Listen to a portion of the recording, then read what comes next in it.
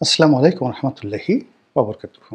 সম্মানিত দর্শক, কাতারের রাজধানী দোহাতে বাংলাদেশকে নিয়ে পরাশক্তি সমূহের জরুরি বৈঠক বসেছে। এরকম একটি খবর সামাজিক মাধ্যমে রীতিমতো সয়লাব হয়ে পড়েছে। আর সেই খবরকে কেন্দ্র করে খবরের পক্ষের শক্তি, বিপক্ষের শক্তি।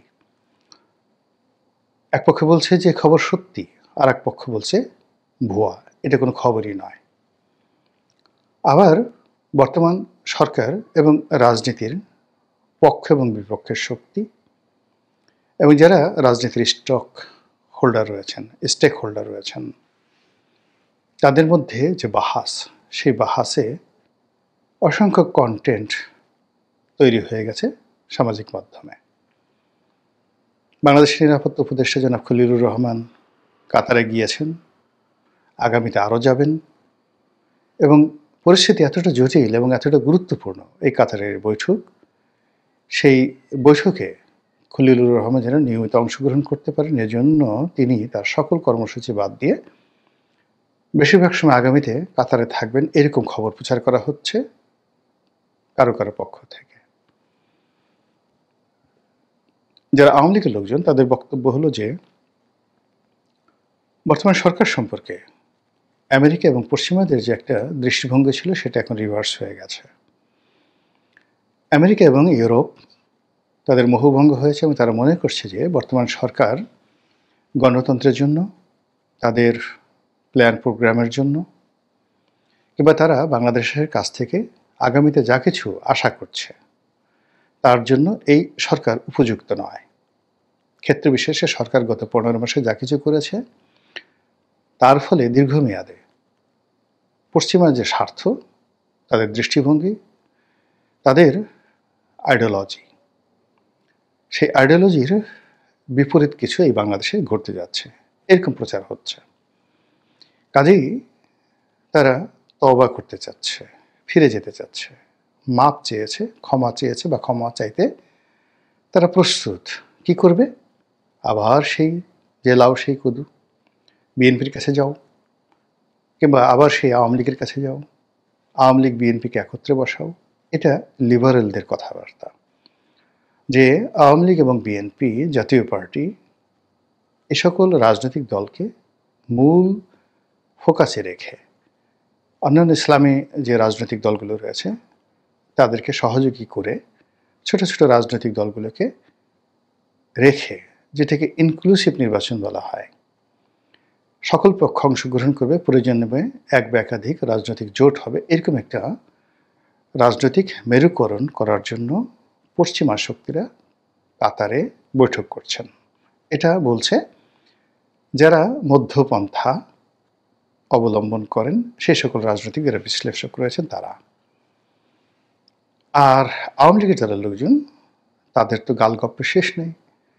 কাতারের এই বৈঠক নিয়ে তাদের প্রথম বক্তব্য হলো যে তারা মনে করছে আওয়ামী লীগের লোকজন শেখ হাসিনাকে নিয়ে বাংলাদেশের ভিতরে যা কিছু হচ্ছে সর্বক্ষেত্রে খুব দ্রুত সেটা রিভার্স হয়ে যাবে। শেখ হাসিনা সে আগের চেয়ে অনেক শক্তিশালী হয়ে বাংলাদেশে ফিরবেন।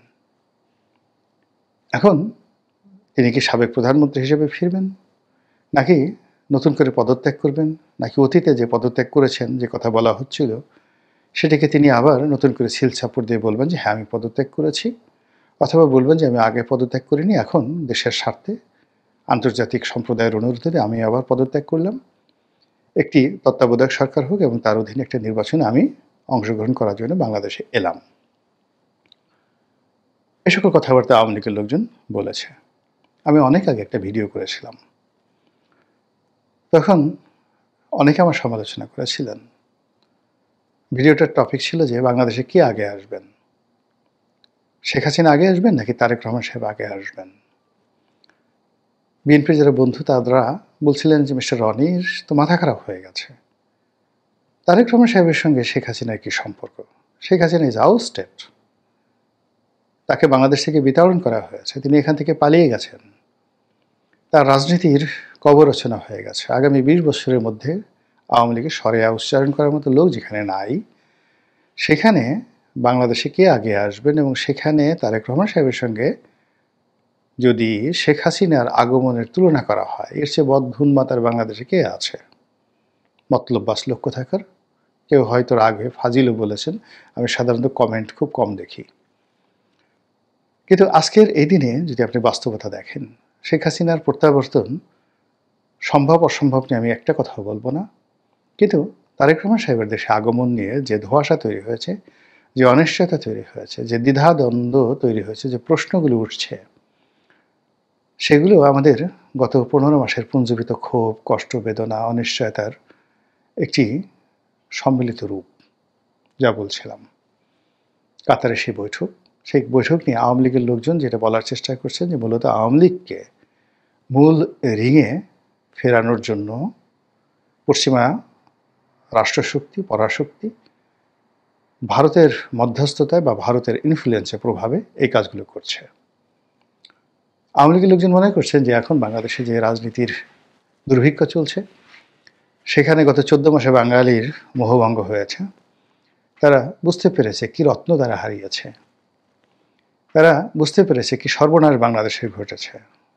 উন্নয়ন, অবকাঠামো উন্নয়ন, মানব সম্পদ উন্নয়ন, কর্মসংস্থান সৃষ্টি, কর্মসংস্থানের যে সৃজন সেটি, এবং বাংলাদেশ নামক রাষ্ট্রটিকে সারা দুনিয়াতে ব্র্যান্ডিং করার ক্ষেত্রে আওয়ামী লীগের কোনো বিকল্প নাই, এটা আওয়ামী লীগের লোকজন মনে করছে। কারণ গত 14 মাসে আমাদের পাসপোর্টের যে করুণ দশা, বিশ্বের বেশিরভাগ দেশ এখন ভিসা দিতে দ্বিধাগ্রস্ত। অনেক জায়গায় ভিসা পাওয়া যাচ্ছে না।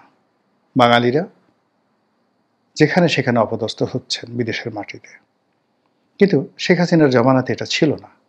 আওয়ামী লীগের লোকজনের বক্তব্য, সেই গ্লোরিয়াস টাইম, শেখ হাসিনার যে গ্লোরিয়াস টাইম, সেটি হয়তো আবার বাঙালিরা আশা করছে। তারা পদ্মা সেতু দিয়ে যখন যায় তখন শেখ হাসিনার জন্য কাঁদে। তারা যখন মেট্রো রেলে উঠে, এক্সপ্রেস ওয়েতে উঠে, এবং বাংলাদেশে কতগুলো ল্যান্ডমার্ক হাইওয়ে হয়েছে।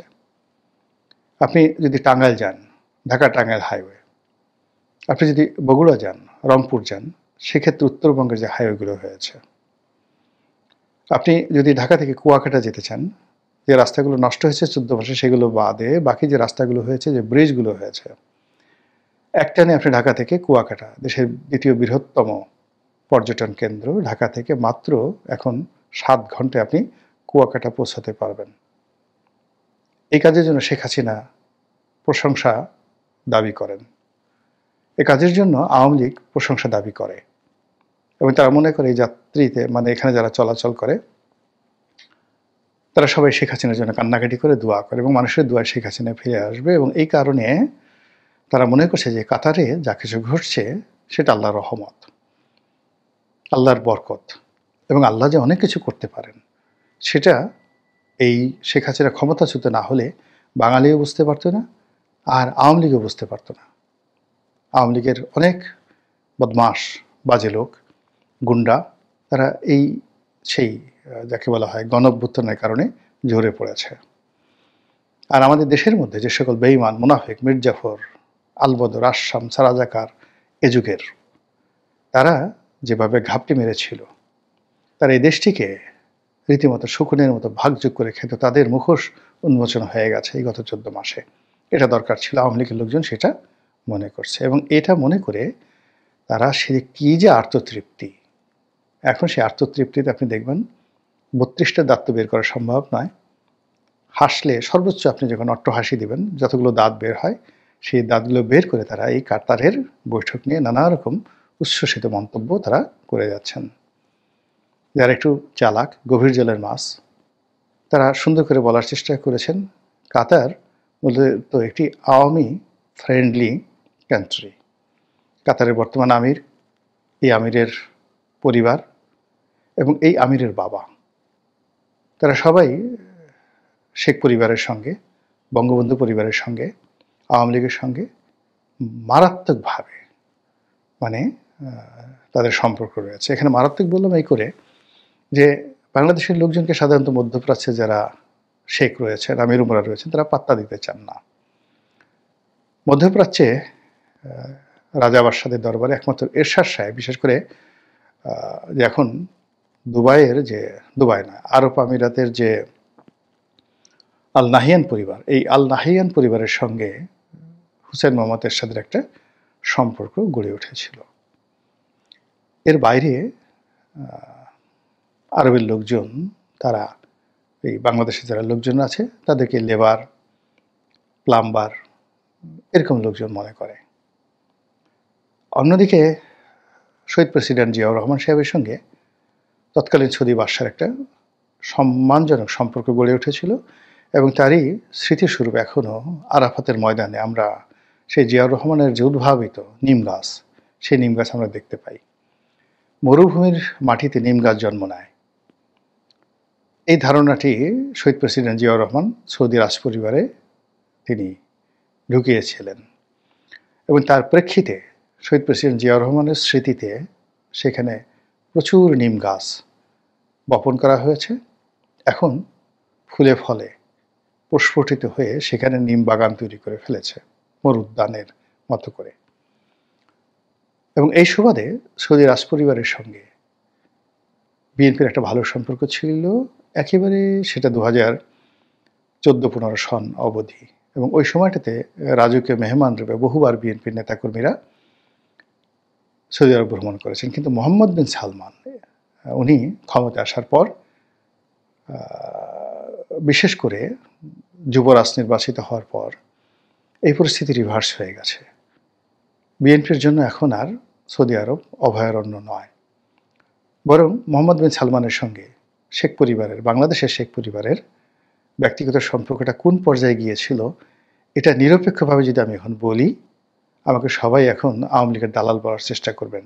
কিন্তু তারপর আমি বলেছি, মোহাম্মদ বিন সালমান বাংলাদেশে আসতে চেয়েছিলেন শেখ হাসিনার জমানাতে। যদি তার পতন না হতো, তাহলে হয়তো সেই 2025 সনের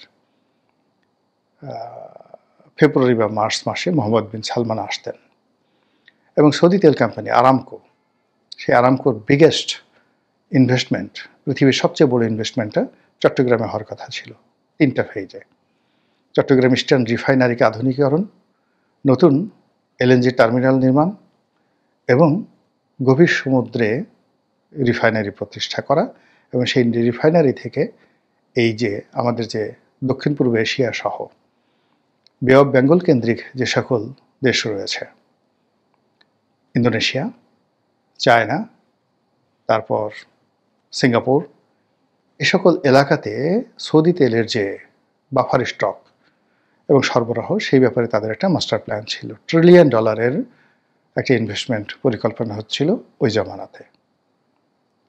এটা সৌদি আরবের যে সরকারি নথিপত্র রয়েছে, বাংলাদেশ দূতাবাস রয়েছে, সৌদি পররাষ্ট্র দূতাবাস রয়েছে, এবং আমাদের পররাষ্ট্র মন্ত্রণালয় রয়েছে। যে কেউ চ্যালেঞ্জ করলে সেখানে খোঁজ নিয়ে দেখতে পারেন। তো কাজেই আরবের ভূমিতে এই যে মুসলমান রাজা বাদশাদের বা আমাদের দেশের রাজনৈতিক নেতৃবৃন্দের যে সম্মান এবং মর্যাদা, এই যে যতটুকু বললাম এর বাইরে হয়নি। বাকি সবাই সেখানে ফকির, লেবার এরকম হিসেবে ট্রিট করে। এবং তার প্রমাণ আমরা গত 14 মাসে দেখেছি যে এই দেশগুলো থেকে বর্তমান রেজিম যারা চালাচ্ছেন, সেটা দুবাই হোক, কাতার হোক, সৌদি আরব হোক, কুয়েত হোক, কিংবা অন্য কোনো দেশ, ওমান হোক, কোনো দেশ থেকে ওরকম সম্মানজনক আমরা কোনো কিছু পাইনি। তারই ধারাবাহিকতায় আওয়ামী লীগের লোকজন বলার চেষ্টা করছেন, যেহেতু কাতার এখানে নেগোসিয়েশন করছে, সেখানে কাতারের আমির, তাদের সেনাবাহিনী প্রধান, তাদের ডিজিএফআই প্রধান, মানে ডিজিএফআই বলতে তাদের তো ডিজিএফআই নয়, তাদের হয়তো অন্য নামে আছে, তারা এখানে যে নেগোসিয়েশনগুলো হচ্ছে, সেই নেগোসিয়েশনে তারা শেখ হাসিনার পক্ষে অতীত সম্পর্কের কারণে তারা ওকালতি করছেন। আর এখন আপনারা জানেন যে সৌদি আরবের, মানে কাতারের যে আমির এবং সৌদি আরবের যে ক্রাউন প্রিন্স, তিনি এবং আগামীতে সংযুক্ত আরব আমিরাতে যিনি প্রধান ব্যক্তি হতে যাচ্ছেন, এই ত্রয়ী, এই শক্তিটি মূলত এখন মধ্যপ্রাচ্যের পুরো রাজনীতি নিয়ন্ত্রণ করছে। তো কাজেই তাদের সঙ্গে যদি তারেক রহমান সাহেবের সম্পর্ক হয়, কিংবা জয়ের সম্পর্ক হয়, আওয়ামী লীগের সম্পর্ক হয়, বিএনপির সম্পর্ক হয়, সেই সম্পর্ক আমেরিকার সম্পর্কের চাইতে অধিক গুরুত্বপূর্ণ, ফ্রুটফুল এবং ইকোনমিক্যালি ভায়াবল। সেই অর্থে কাহাত্তারে এই বৈঠক নিয়ে যে কিছু হচ্ছে, মানে একেবারে যে মিথ্যা তাও যেমন বলা যাচ্ছে না, কোনো কিছু উড়িয়ে দেওয়া যাচ্ছে না, এবং এটার যে গুরুত্ব আছে এটা অবশ্যই আপনাকে স্বীকার করতে হবে। এখন আসলে সেটা কি হচ্ছে সেটা সময় হলে দেখা যাবে। আল্লাহ আমাদের সবাইকে হেদায়েত দান করুন এবং হেফাজত করুন। আসসালামু আলাইকুম ওয়া রাহমাতুল্লাহি ওয়া বারাকাতুহু।